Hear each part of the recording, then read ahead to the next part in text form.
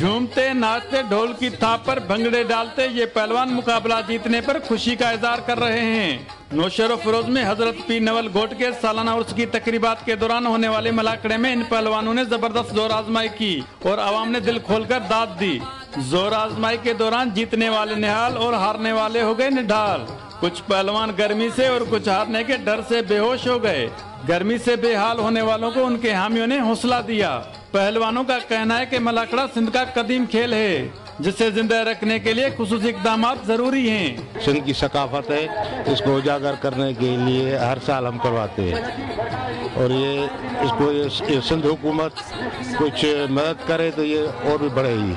बड़े बड़े पहलवान है, हैदराबाद के, हाला के, ठट्टे के पहलवान है, मचारे के, सांगड़ के पहलवान है। ये मलाखड़े में तो बहुत मजा आता है। हमारा मसला ये है, हमारा कुछ भी नहीं होता है, नहीं कोई नौकरी मिलती है, कुछ भी नहीं मिलती है। हम इधर मन लड़ता है, गांव में जाता है, उधर मजदूरी करते हैं।